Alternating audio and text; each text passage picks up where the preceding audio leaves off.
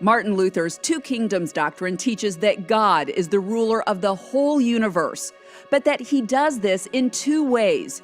He rules temporal, earthly life in one way, which Luther often calls the left-hand realm, and our spiritual life of faith in another way, or the right-hand realm. The two realms do belong together. They're the same work of God, but you might think of them as creation and redemption. And yet they're not two separate works. We would argue, and I think Luther would, that God's work in the left-hand realm of preserving life in this world is for the sake of Christ renewing everything in this world when he returns. So when I think about the left-hand realm and the maintenance of life, I think of a variety of ways by which God does that. He has provided things like institutions, whether it's family, government, the economy, to assist in the preservation, the promotion, and the flourishing of life. And so where the government then comes into play has to do with establishing laws for the preservation of life. The founders of the United States recognized, in Lutheran terms, that there was a kingdom of the left hand. In other words, there is a God who is at work in the universe by virtue of his being our creator. He's not a distant God who is backed away from us, but governs the universe. Luther believed that, in accord with Romans 13 and other passages in Scripture, that God had ordained temporal government. It was needed to keep order in a sinful world, and I think probably initially he thought it was only because of sin, but I think later there are some passages where he suggests that somebody's got to keep order even in Eden. People in Europe had experienced persecution not only under the state and wanted freedom from the state, but they had also experienced persecution by the church. And so they wanted freedom from the church and its clerics and its laws as well. What's unique in the American situation is that there is not a state church.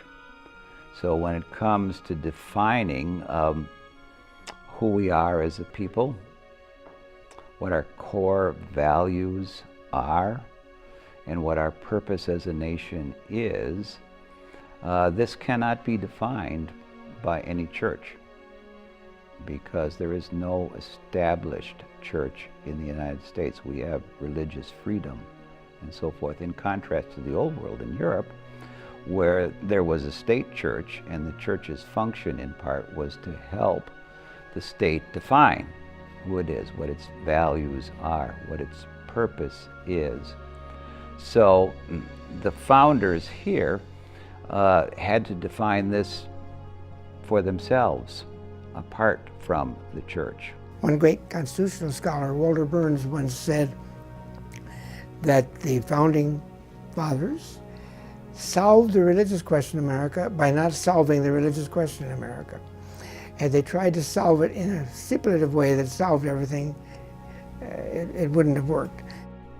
And so you have Thomas Jefferson in the Declaration of Independence saying, "We hold these truths to be self-evident, that all men are created, a creator God, are created equal, and that we have these inalienable rights to life, liberty, and the pursuit of happiness."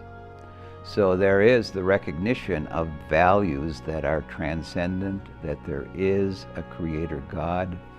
There's also the recognition that the best way to give allegiance to these values and to this God is to be in service to our fellow human beings.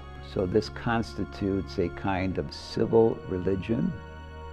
It's revealed to us all in nature. It's there in natural law rather than in the divine revelation. Fits very well with what Luther talked about as the kingdom of the left hand. And the church has its role to look after the spiritual well-being of people and where they put their faith as far as their salvation is concerned, and the faith that governs their daily lives, which would fit in with Luther's kingdom of the right hand. I think George Will, a neoconservative writer, would just say, if you want to talk about liberties, you better know you're talking about Luther. And I think there's a good claim to be had here in that he made people tremble, rulers. He gave people who were more extreme than he, the Mennonites and the Anabaptists, the beginning for their charter, as it were. So I think you can't tell the story of modern liberty without him, but I think we have to know that there are limits to what he meant by liberty and what liberty has become. So the founders said that unless there were churches that were calling people's attention to these values beyond themselves, also over in the kingdom of the left hand, democracy would not work, because allegiance to these values would cause people to realize that we're in this to serve the common good. We're not just to serve ourselves, but we're in this to serve the common good of the country.